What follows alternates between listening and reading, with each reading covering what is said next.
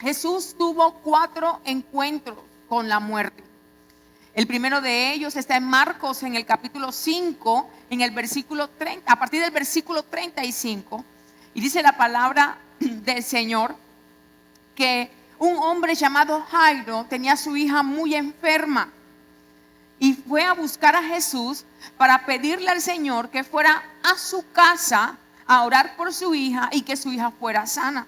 Pero mientras ellos van en camino a la casa donde está la niña, que tenía 12 años de edad, vienen personas de la casa de Jairo a decirle: ya no molestes más al maestro porque tu hija se ha muerto. Ya no tienes necesidad de estar orando por la niña ni pedir oración por ella porque ya se murió.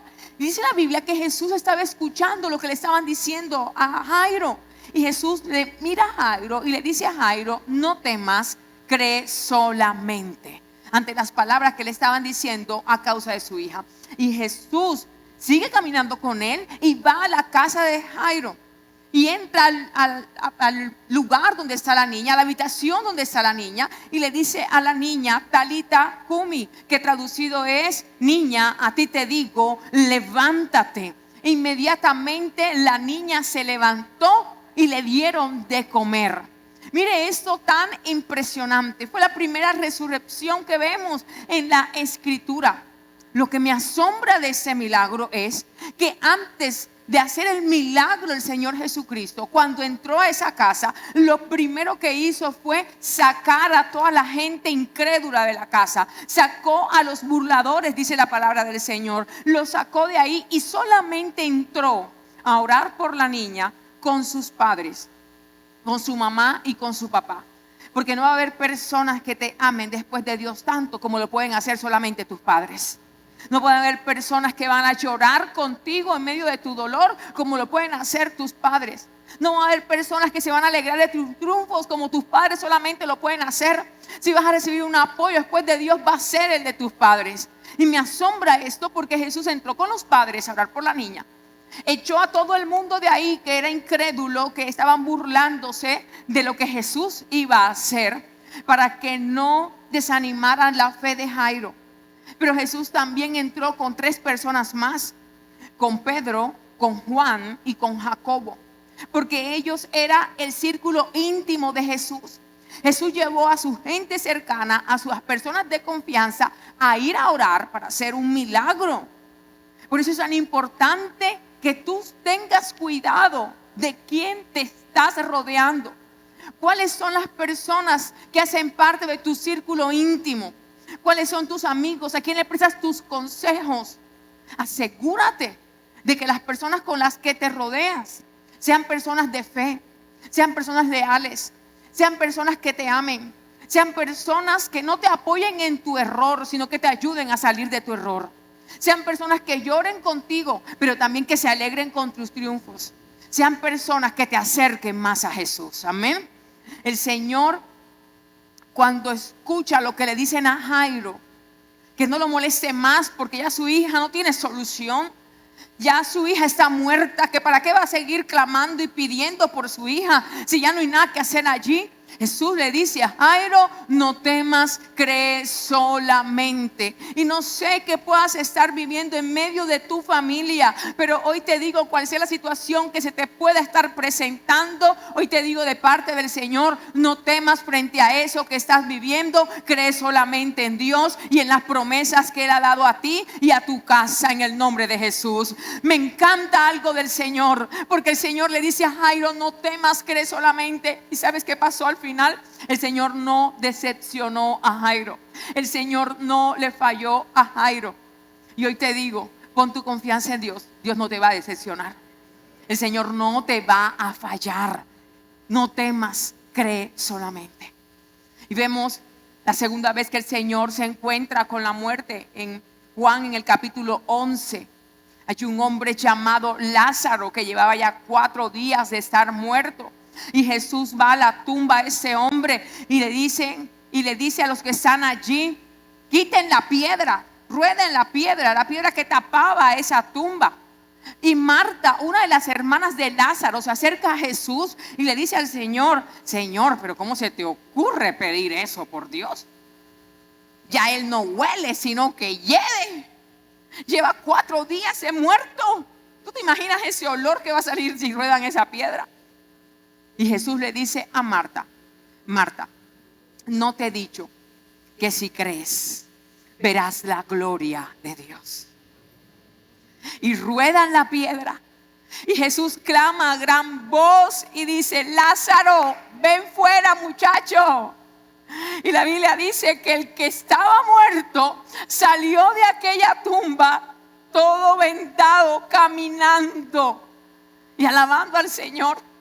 ¿Te puedes imaginar ese momento de resurrección de este hombre? Todos se asombraron y se maravillaron de lo que estaba pasando en ese momento. Bendito sea el Señor. Me asombra que Marta estaba diciendo: Señor, estoy ahí. Eso está feo, eso está maluco, esto está descompuesto. Pero el Señor le dijo a Marta: no te he dicho que si creyeres verás la gloria de Dios. No sé si hay algo en tu vida tan feo que ya está que ya huele a feo, que ya hiede. Si que pienses esto ya no tienes componte, ya esta persona no cambia, ya esto no tiene solución. Pero hoy te digo de parte del Señor: cree y verás la gloria de Dios. Solamente cree y Dios mostrará su gloria para contigo y para con tu casa. Amén. Y la 4ª vez que el Señor Jesús tiene un episodio así con la muerte está en Lucas capítulo 7, en el versículo 11. Y el tercero es con el hijo de una viuda que vivía en la ciudad de Naín. Ella era conocida como la viuda de Naín. Y esta mujer iba a enterrar a su hijo.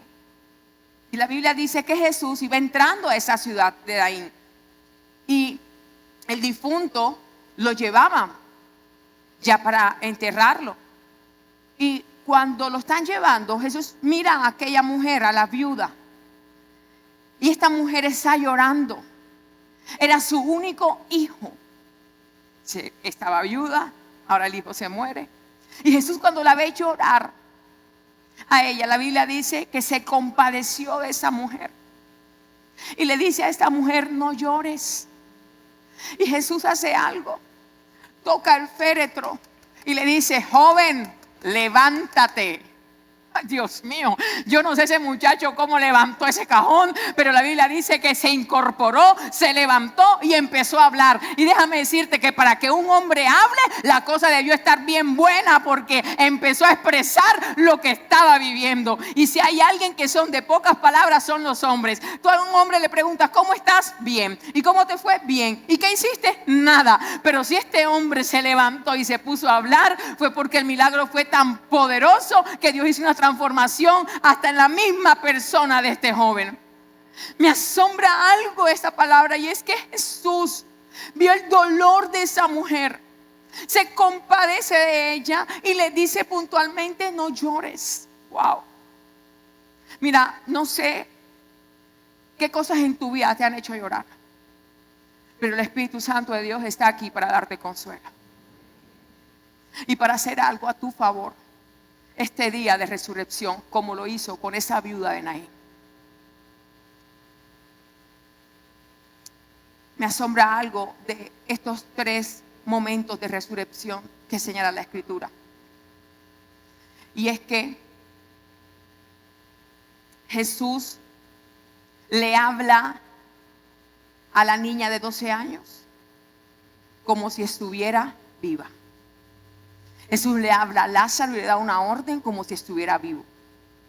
Jesús le habla al joven hijo de la viuda de Naín como si estuviera vivo. Porque Romanos 4:17 dice que Él da vida a los muertos y llama las cosas que no son como si fuesen. Aleluya. Porque Él vive, nosotros vivimos. Y hoy es un día para ver la gloria de Dios en nuestra vida. Cada una de estas personas murió, resucitó para volver a morir. Pero hubo uno, y es el 4, que murió y resucitó para vivir y para vivir eternamente. Y ese es Cristo Jesús, Señor nuestro, para vivir y vivir eternamente. Aleluya. Ese es nuestro Señor. Juan capítulo 20, versículo 19. Habla de cómo estaban los discípulos antes de enterarse de que Jesús había resucitado. Y la Biblia dice en Juan 20, 19 que los discípulos estaban encerrados y tenían miedo a causa de lo que le podían hacer los judíos. Imagino que desde el día viernes hasta el día domingo en la mañana, una mañana como esta, imagino la incertidumbre de los discípulos, la desesperanza que tenían, la confusión que podían tener, cómo se sentían estos hombres que se encerraron. Y la Biblia dice que tenían miedo de lo que les podía pasar, miedo al porvenir. Y lo que me asombra de esto, de cómo ellos se sentían, era que Jesús, cuando estaba vivo, les había anunciado a ellos que esto iba a pasar. Ya Jesús les había contado que esto iba a suceder, que era necesario que el Hijo del Hombre pareciera, que fuera crucificado, pero que después al tercer día iba a resucitar. Ya Jesús les había dicho que esto era necesario que pasara. Pero a causa del miedo que se apoderó de ellos, a ellos se les había olvidado la promesa que Jesús les había dado. ¿Cuántas veces a nosotros en un momento de crisis en el hogar, de crisis financiera, cuando nos dan un diagnóstico médico inesperado y desagradable, también nos pasa lo mismo?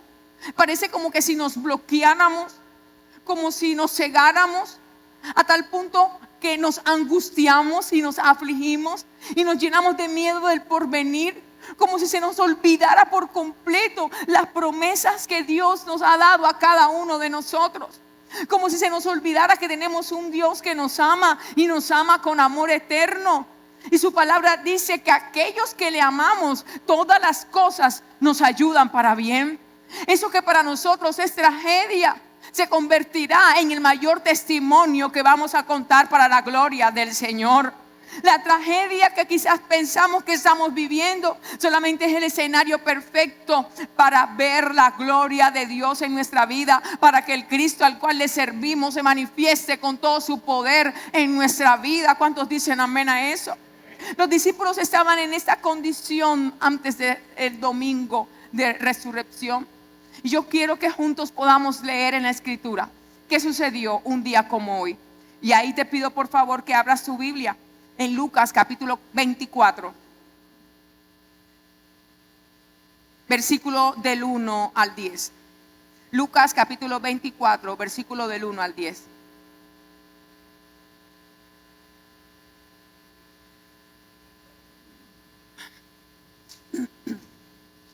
Y dice la palabra del Señor, ¿están conmigo en la Escritura?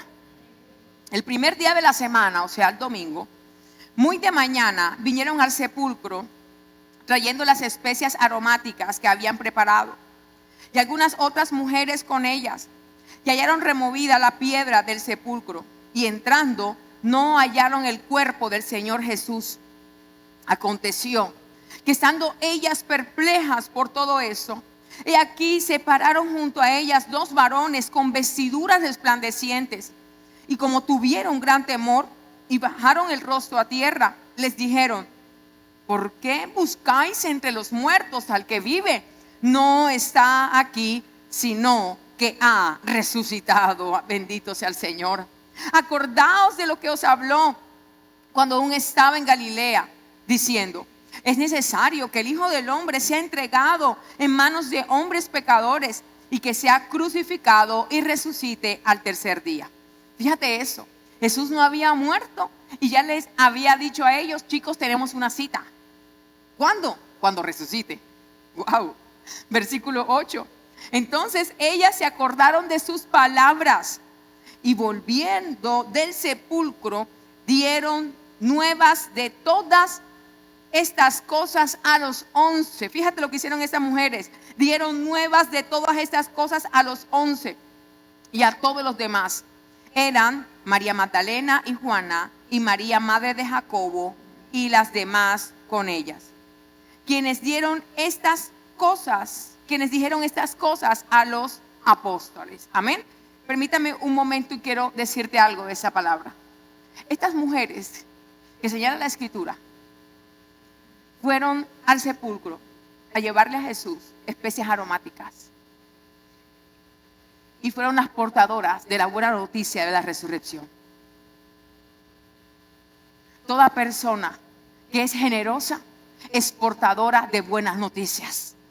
Toda persona que es generosa para con Dios verá las maravillas de Dios y contará las maravillas de Dios. ¿Cuántos dicen amén a eso? Versículo 11. Mas ellos les parecía locura las palabras de ellas y no las creían. Pero levantándose Pedro corrió al sepulcro y cuando miró dentro vio los lienzos solos y se fue a casa maravillándose de lo que había sucedido. Amén. El ángel le dice a esas mujeres: porque buscan entre los muertos si él ha resucitado.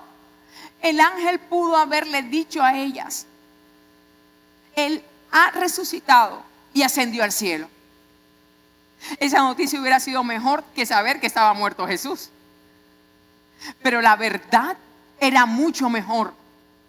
Jesús había resucitado. Y no simplemente había resucitado por resucitar. Había resucitado para continuar la relación con sus discípulos. La cruz fue el pago.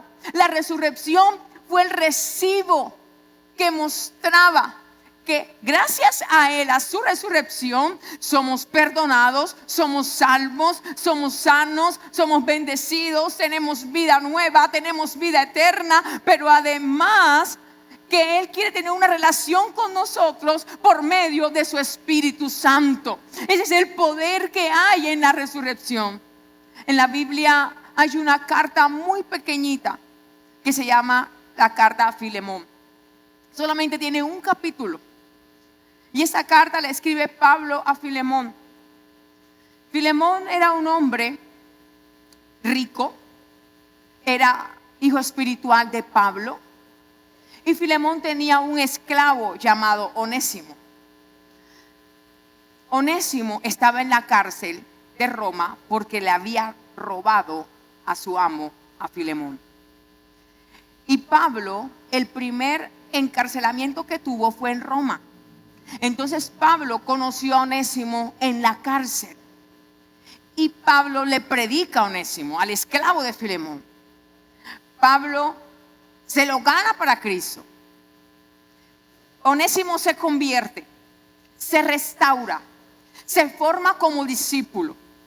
Entonces en ese momento Pablo le escribe la carta a Filemón. Y quiero que leas conmigo lo que le escribe, por favor. Filemón capítulo 1, versículo 17. Dice la palabra que Pablo le dice a Filemón: recibe a Onésimo como a mí mismo. Mira eso. Y si en algo te dañó o te debe, ponlo a mi cuenta. Yo, Pablo, lo escribo de mi mano. Tremendo WhatsApp le mandó. Yo lo pagaré, por no decirte que aún tú mismo te me debes también a mí. Wow. Versículo 21. Te he escrito confiando en tu confianza, en tu obediencia, sabiendo que harás aún más de lo que te digo. Wow. Pablo está tomando el lugar de Onésimo en ese momento delante de Filemón y le está diciendo a Filemón: recíbele como a mí mismo. Pero no solamente le dice esto, sino que dice: si te debe algo, ponlo a mi cuenta. Lo que está haciendo Pablo es que está dejando libre, pagando la deuda de Onésimo delante de Filemón. Eso mismo fue lo que hizo Cristo por nosotros. Tomó nuestro lugar, se puso en nuestro lugar, pagó el precio por nosotros y precio de sangre. Jesús se entregó por nosotros y el castigo que nosotros merecíamos recibir, Él lo tomó en nuestro lugar para dejarnos libres de toda deuda y de toda condenación del pecado. Cristo tomó nuestro lugar. Hay un precio muy alto que se ha pagado con tu vida. Te debes sentir la persona más linda sobre esta tierra. Te debes sentir la persona más hermosa sobre esta tierra. Te debes sentir especial, amado. Eres el tesoro de Jesús. Eres la niña de los ojos de Dios. Te debes sentir la persona más valiosa de esta tierra. Por eso no puedes permitir que la gente te trate como le dé la gana. Porque tú tienes un valor, eres hijo de Dios y has sido pagado y comprado por la sangre del Cordero de Dios. Y así debes sentirte. ¿Cuántos dicen amén a eso? El Evangelio de Juan nos sigue narrando qué sucedió cuando Pedro sabe que Jesús ha resucitado y decide ir corriendo hacia la tumba. Léalo conmigo, Juan capítulo 20. Versículo 3. Y salieron Pedro y el otro discípulo. Se cree que el otro discípulo fue Juan. Y fueron al sepulcro. Y corrían los dos juntos. Pero el otro discípulo corrió más aprisa que Pedro. En esta vez le ganaron a Pedro. Y llegó primero al sepulcro. Y bajándose a mirar, vio los lienzos puestos allí, pero no entró. Pero el versículo 6 nos habla de quién es Pedro. Definitivamente siguió siendo igual. Pedro la Biblia dice que sí entró. Dice, luego llegó Simón Pedro tras él y ese sí entró al sepulcro. Pedro no se quedó con las ganas. Y vio los lienzos puestos allí y el sudario que había estado sobre la cabeza de Jesús, no puestos con los lienzos, sino enrollado en un lugar aparte. Escúchame eso. Porque Jesús, cuando deja en aquella tumba el lienzo cuidadosamente doblado o enrollado como lo hizo, es porque le estaba dejando un mensaje a sus discípulos. Y ese mensaje tenía que ver con una tradición judía. Y hay una tradición judía que relata que cuando el siervo preparaba la mesa para el amo se sentaba a comer. Y cuando quería levantarse, él tomaba el lienzo, lo que nosotros llamamos servilleta, y se limpiaba las manos, los dedos, se limpiaba la boca. Y si él tomaba el lienzo y lo arrugaba o lo empuñaba y lo dejaba tirado al lado del plato y se levantaba, entonces el siervo sabía que su amo ya había terminado. Y venía y recogía toda la mesa y limpiaba. Pero si el amo tomaba el lienzo y se limpiaba los dedos, se limpiaba la boca porque había comido y doblaba aquel lienzo y lo ponía doblado al lado del plato y se levantaba, el siervo sabía que no podía acercarse a la mesa ni levantar la mesa, porque el lienzo doblado significaba volveré. Yo volveré. No he terminado. Cuando Jesús en la tumba deja el lienzo doblado o enrollado, le estaba diciendo a sus discípulos: yo volveré por ustedes, yo volveré por mi iglesia, yo volveré, yo volveré. Cristo viene por nosotros, Cristo viene por su iglesia, Cristo viene por los suyos. Por eso Juan en el capítulo 14 dice la palabra que Jesús le dice a sus discípulos: hey muchachos, es necesario que yo me vaya, porque yo me voy a hacer morada para todos ustedes.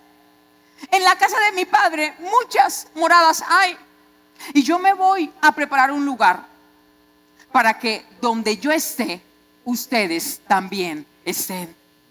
Él dijo que iba a morir y murió, que iba a resucitar y resucitó, que iba a volver y volverá por nosotros. ¿Cuántos dicen amén a eso y se alegra en esta mañana? Cristo volverá por nosotros. Él volverá por su iglesia. El Señor volverá por nosotros. Tenemos que estar preparados para ese día de su llegada, para que nos reciba el Señor, para irnos con el Señor. Sea que la muerte venga o sea que Cristo venga entre las nubes, debemos estar preparados para ese día. Cristo viene por nosotros. Amén. Y quiero cerrar esa mañana con esa palabra que está en Mateo 20, versículo 19. Y con ella comencé hablando del día de la resurrección. Juan capítulo 20, versículo 19 dice que cuando llegó la noche de aquel mismo día, el primero de la semana, estando las puertas cerradas en el lugar donde los discípulos estaban reunidos por miedo de los judíos, miren lo que pasa. Vino Jesús, aleluya, y puesto en medio de ellos, les dijo: paz a vosotros. Wow. Jesús llega, se aparece, se pone en medio de ellos. Yo me imagino que cuando los discípulos lo ven, lo que están esperando es que Jesús les reproche por lo que hicieron el viernes. Si nosotros hubiéramos sido Jesús, le hubiéramos dicho hasta del mal que iban a morir. Lo traicionaron, lo abandonaron, lo negaron, lo dejaron solo, se avergonzaron de él. Pero en vez de Jesús reprocharles o culparles por lo que hicieron, las primeras palabras que menciona Jesús cuando se aparece a los 10 discípulos, porque recuerda que Judas ya estaba muerto y la Biblia señala en ese pasaje que Tomás no estaba allí. Por eso es que más adelante, cuando ellos le cuentan a Tomás que Jesús vino, que Jesús resucitó y que lo visitó, Tomás dice: hasta que yo no vea, no crea. Hasta que yo no ponga los dedos míos allí en su llaga a ver si es verdad lo que me están diciendo. Ustedes no les creo a nadie. Claro, no creyó, porque es que él no estaba allí cuando se apareció Jesús. Los demás creyeron porque sí lo vieron, pero Tomás no lo había visto. ¿Y sabes qué hace Jesús por Tomás? Vuelve a aparecer donde están los discípulos solamente para que Tomás lo vea. Y Jesús da unas palabras que hasta el día de hoy susurran en nuestros oídos. Bienaventurados los que no han visto, pero han creído.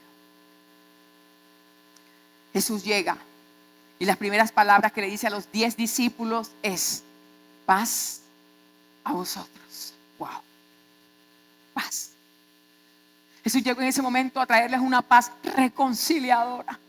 No llegó a juzgarlos, ni a señalarlos, ni a recriminarlos por su pecado, por su error, por lo que habían hecho. Por el contrario, llegó a decirles: hey muchachos, yo estoy aquí porque yo sé cuál es mi propósito y mi misión. Yo he venido a reconciliar el mundo con Dios. Paz a ustedes. Y esa es la palabra que el Señor Jesús les mostró: sus manos y su costado. Y otra vez les dijo: paz a vosotros. Y les da una palabra clave en estos versículos. Y les dice a sus discípulos: como el Padre me envió, así también ahora yo los envío. Y es allí cuando le da la misión a sus discípulos de continuar la obra que él había iniciado. Como el Padre me envió, así también ahora yo los envío. Jesús le da en ese momento la misión a sus discípulos de continuar el mensaje de él. Y es allí cuando dice Mateo 28, 19: por tanto, id y haced discípulos a todas las naciones, bautizándolos en el nombre del Padre, del Hijo y del Espíritu Santo, enseñándoles a que guarden todas las cosas que yo os he mandado. Y les dice Jesús: y aquí, yo estaré con ustedes todos los días hasta el fin del mundo. Eso se lo dijo Jesús a sus discípulos un día como hoy. Fueron sus primeras palabras al resucitar. Pero ¿a quién le estaba diciendo Jesús: id y haced discípulos? A unos hombres imperfectos, a un Pedro impulsivo y obstinado. ¿A quién le estaba diciendo Jesús? Ir y hacer discípulos. A un Juan que cuando alguien lo ofendía, lo que quería era pedir fuego del cielo para que se quemara ahí enseguida esas personas. ¿A quién le estaba diciendo Jesús? Ir y hacer discípulos. A un Felipe que dice Juan 14 que Jesús le dice a Felipe: oye Felipe, tú todavía no me conoces, tanto tiempo que has andado conmigo, muchacho. Un discípulo que no lo conocía pero andaba con Jesús. ¿A quién le estaba diciendo Jesús ir de hacer discípulos? A un Tomás que tuvo que ver para creer. ¿Sabes por qué? Le dijo a ellos: vayan ustedes y hagan discípulos. Vayan, muchachos, continúen mi obra, siendo tan imperfectos. Porque Dios no busca personas perfectas, Dios busca corazones dispuestos. A ellos Jesús les dijo: vayan, ustedes son tan valiosos para mí, vayan y hagan discípulos. Y me asombra lo que Jesús les dice: vayan y hagan discípulos a todas las naciones. Y Él dice algo al final del texto impresionante: porque yo voy a estar con ustedes todos los días. Y ese todos los días es todo el día de cada día. Wow. Eso significa en el griego todo el día de cada día. Él prometió su presencia con nosotros si hacemos discípulos, si continuamos su obra aquí en la tierra, si continuamos su mensaje aquí en la tierra, si somos portadores de su mensaje. Prometió su presencia. Su presencia es un privilegio porque trabajamos para Jesús, pero trabajamos con Jesús porque su presencia está con nosotros. Su presencia significa protección porque Él está con nosotros. Su presencia significa poder porque lo que hacemos lo hacemos en su nombre. Su presencia significa paz porque Él es nuestro lugar seguro. Su presencia irá con nosotros. Él dijo: yo estaré con ustedes. Y ese puedes continuarlo para consolarte, bendecirte, acompañarte, cuidarte, protegerte, para coronarte con gloria y con majestad cuando estemos juntamente con Él. Jesús le dice a sus discípulos: como el Padre me envió, así también los envío. Y dice la Biblia que Jesús sopló sobre ellos y les dijo: recibid el Espíritu Santo. Y es la segunda vez que Dios sopla. La primera vez que Dios sopló fue en Génesis 2:7, cuando formó al hombre del polvo de la tierra y sopló sobre él aliento de vida, y fue el hombre un ser viviente. Ahora Dios está soplando otra vez, y Jesús sopla sobre sus discípulos. Y ese soplo es como una obra recreadora para que los discípulos tengan una vida nueva. Es el nuevo nacimiento. Y les dijo: reciban el Espíritu Santo. Les estaba dando el poder para predicar la palabra, y le estaba trayendo vida nueva a ellos. Por eso es que cuando recibimos a Jesús como nuestro Señor y Salvador y nos arrepentimos de nuestros pecados, a través de Jesús recibimos al Espíritu Santo de Dios y nacemos de nuevo en Cristo Jesús. Por eso la palabra dice: de modo que si alguno está en Cristo, nueva criatura es. Las cosas viejas pasaron y aquí todas son hechas nuevas. Y es lo que estaba haciendo Jesús ese día cuando les dijo a los discípulos: reciban el Espíritu Santo. Les dio una nueva vida, y con Él su presencia que la tenemos nosotros. Hoy es un buen día para comenzar de nuevo. Hoy es un buen día para iniciar nuevamente. Hoy es un buen día para aceptar esa gracia que nos salvó, que nos redimió, que nos favoreció. Hoy es un buen día para recibir el mandato de Jesús cuando dijo: como el Padre me envió, ahora yo los envío a ustedes. Hoy es un buen día para aceptar lo que somos.